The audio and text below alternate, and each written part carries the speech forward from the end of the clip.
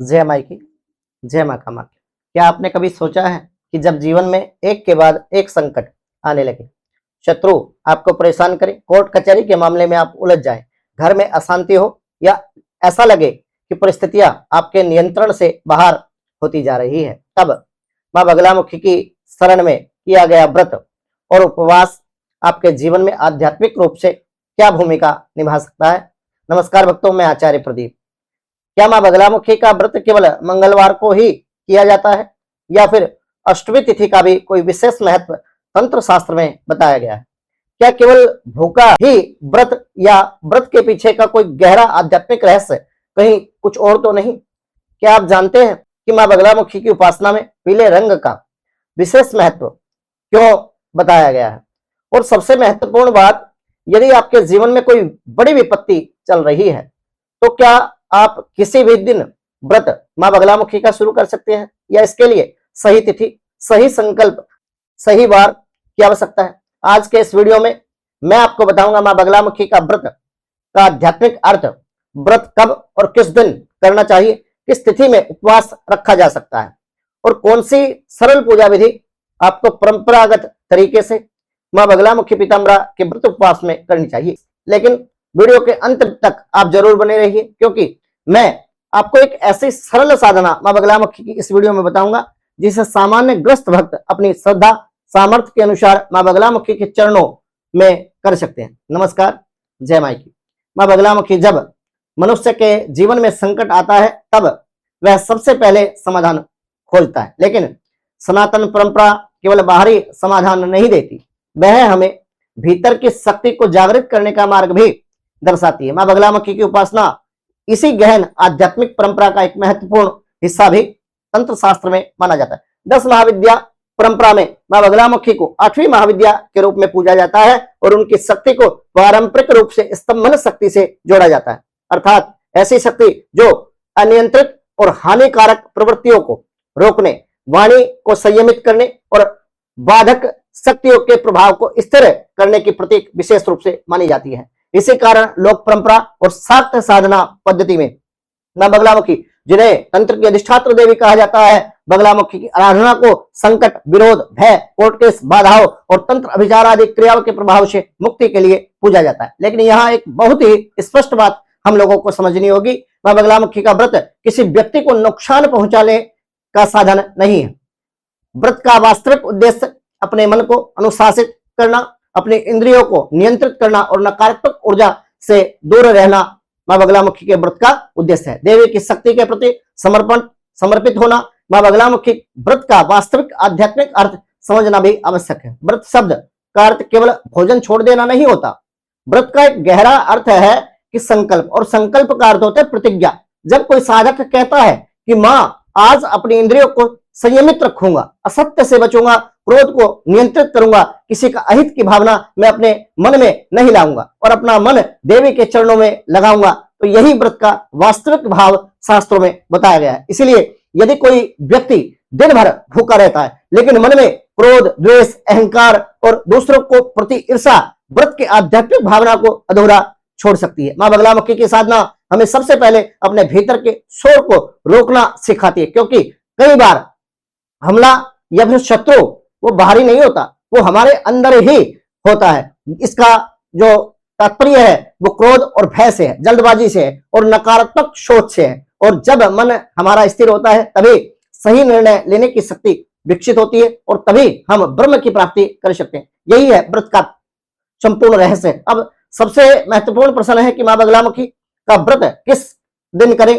शाक्त और तांत्रिक परंपराओं में मंगलवार को मां बगलामुखी उपासना के लिए विशेष रूप से शुभ माना जाता है। परंपरा में माना जाता है कि मां बगलामुखी का जो आविर्भाव हुआ है वो भी मंगलवार के दिन हुआ था। परंपराओं में अष्टमी को भी विशेष महत्व दिया जाता है। मां बगलामुखी जयंती को परंपरागत रूप से वैशाख शुक्ल पक्ष अष्टमी के दिन ही भगवती की जयंती का उत्सव बड़ी धूमधाम से मनाया जाता है। ध्यान रखें, हर शास्त्र में यह नियम नहीं मिलता, लेकिन केवल मंगलवार को ही व्रत किया जा सकता है। इसीलिए यदि आपकी गुरु परंपरा, कुल परंपरा कुछ दिन अलग का विधान बताती है तो आप उसी को ही अपनी प्राथमिकता दे। और सामान्य ग्रस्त भक्त और नियमित व्रत करने वाले जो लोग हैं तो आप अपनी श्रद्धा, स्वास्थ्य और सामर्थ्य के अनुसार मां बगलामुखी का व्रत मंगलवार, या फिर अष्टमी के दिन या फिर गुरुवार के दिन आप व्रत रख सकते हैं। यदि किसी विशेष संकट के कारण व्रत शुरू कर रहे हैं तो केवल दिन से अधिक महत्वपूर्ण है आपकी संकल्प की शुद्धता, नियमितता। अब जानिए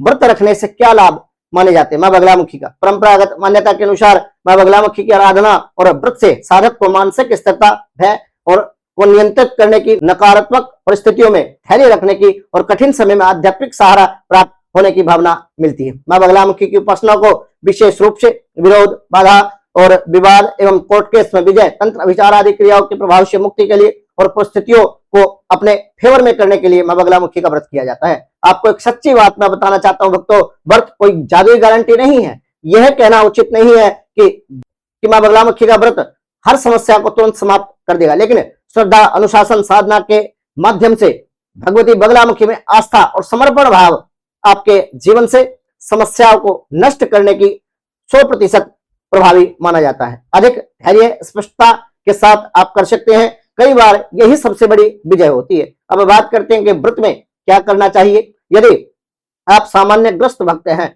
तो प्रातःकाल प्रथम स्नान आदि करें, स्वच्छ पीले वस्त्र धारण करें, मां बगलामुखी के काष्ठ की चौकी पर पीला वस्त्र बिछा करके भगवती का अभिमंत्रित यंत्र या बगलामुखी का कोई चित्र, विग्रह आप स्थापित करें। उस देसी घी का दीपक जलाएं, पीले पुष्प, हल्दी और अपने सामर्थ्य के अनुसार भगवती को पीला नैवेद्य अर्पित करें। दीप प्रज्वलित करने से मन शांत होता है और दीपक में आपको एक चुटकी हल्दी, थोड़ी सी पीली सरसों, 2 लौंग और एक छोटा सा दालचीनी का टुकड़ा भी डालना चाहिए। मां बगलामुखी के व्रत के विषय में यदि मैं अधिक बात करूं तो अष्टमी या विशेष उत्सवों पर पीले पुष्प, हल्दी और पीले वस्त्र मां बगलामुखी को अर्पित किए जाते हैं। अब यदि आप सामान्य भक्त हैं तो सरल भाव से आप भगवती का स्मरण कर रहे हैं तो केवल आप हल्दी के द्वारा भी, फूल के द्वारा भी मां भगवती बगलामुखी की कृपा अपने जीवन में प्राप्त कर सकते हैं। जिन लोगों के पास में मंत्र की दीक्षा है वो मंत्र दीक्षा अपनी गुरु परंपरा के अनुसार जो उनको दीक्षा में मंत्र प्राप्त हुआ उस मंत्र का जप करें। यदि आप सामान्य भक्त हैं तो सरल भाव से देवी का नाम स्मरण करें। आप कह सकते हैं ओम बगलामुखी नमः, या फिर जिस मंत्र की आपके पास दीक्षा है श्रद्धा के अनुसार एकाग्रता के साथ मां बगलामुखी के मंत्र का जप आप करें। यदि आप किसी विशिष्ट तांत्रिक साधना या फिर मूल मंत्र का अनुष्ठान करना चाहते हैं तो उसे आप अपने गुरु आज्ञा से और गुरु दीक्षा या गुरु निर्देशन में ही आपको वह अनुष्ठान करना चाहिए। और सभी तांत्रिक साधना मंत्र बोलने का विषय नहीं है, उसमें उच्चारण, न्यास, विनियोग, संख्या, नियम और साधना की पद्धति भी बड़ा ही महत्व रखती है। अब बात करते हैं उपवास की। हर व्यक्ति के लिए निर्जल व्रत रखना आवश्यक नहीं है। यदि आपका स्वास्थ्य अनुमति देता है तो आपकी परंपरा में ऐसा विधान है तो आप फलाहार या फिर सात्विक आहार का व्रत रख सकते हैं। लेकिन यदि आपको कोई स्वास्थ्य संबंधी समस्या आपके जीवन में, आपके शरीर में है, दवाइयां चल रही हैं, आप गर्भवती हैं या फिर आपका शरीर निर्जल या निराहार व्रत की अनुमति नहीं देता तो स्वास्थ्य को नुकसान पहुंचाकर व्रत रखना भी उचित शास्त्रों में नहीं बताया। सनातन धर्म में भावना, श्रद्धा ही सबसे ज्यादा महत्वपूर्ण बताई है। इसीलिए अपनी अक्षमता के अनुसार भोजन या फिर फलाहार आप ले सकते हैं, एक समय भोजन ले सकते हैं या फिर फलाहार भी आप ले सकते हैं। और यदि आपका शरीर इस चीज की आपको परमिशन देता है कि आप रख सकते हैं तो आप अपने तरीके से व्रत रख सकते हैं। नहीं तो एक समय आप फलाहार ले सकते हैं या फिर एक समय आप भोजन भी कर सकते हैं। मां बगलामुखी के विषय में कहा गया कि भावेन विद्यते देवो भव, भगवान का जो वास है वो भाव में, और भगवान और या फिर माँ आपके भाव देखते हैं। मंगलवार या अष्टमी के दिन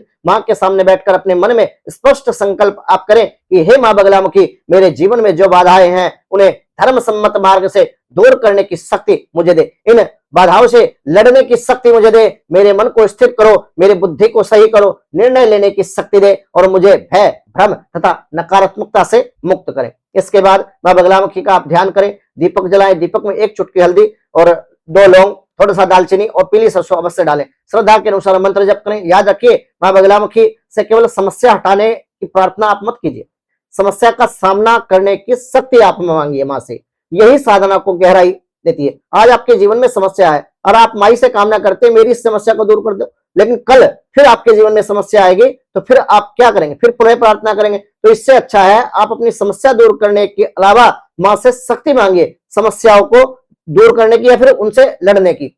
इसका आध्यात्मिक संदेश यह भी हो सकता है कि मनुष्य को अपनी वाणी पर नियंत्रण भी रखना चाहिए, क्योंकि एक शब्द रिश्ते बना भी सकता है और एक गलत शब्द आपके जीवन की सबसे बड़ी गलती साबित हो सकता है, जो आपके रिश्तों में आपको निराशा दिला सकता है।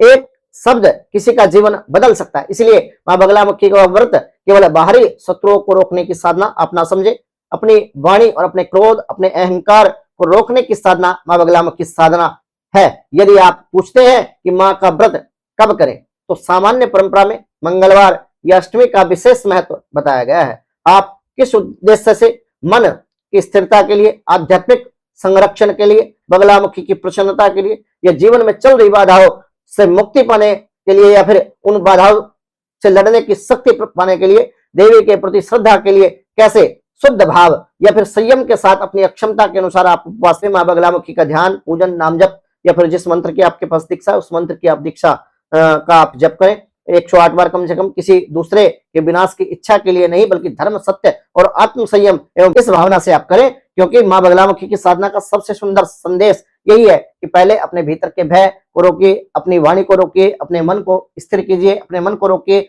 और अपने जीवन में भगवती को अपने आप को समर्पित कर दीजिए। चरणों में अपना संपूर्ण विश्वास आप रख दीजिए। मां की कृपा से आपके जीवन में धर्म, शांति, शक्ति, प्रकाश बना रहे। यदि यह जानकारी आपको उपयोगी लगी हो तो वीडियो को लाइक करें और अपने परिवार ऐसे ही आध्यात्मिक और ज्योतिष सनातन धर्म से जुड़ी जानकारी देखने के लिए हमारे YouTube चैनल मां बगलामुखी भक्त ऑफिशियल को सब्सक्राइब अवश्य करो। कमेंट में श्रद्धा से आप लिखिए जय मां बगलामुखी, जय मां पीताम्बरा। आप सभी पर मां बगलामुखी पीताम्बरा राज राजेश्वरी ब्रह्मास्त्र विद्या की कृपा बनी रहे। जय माई की जय मां।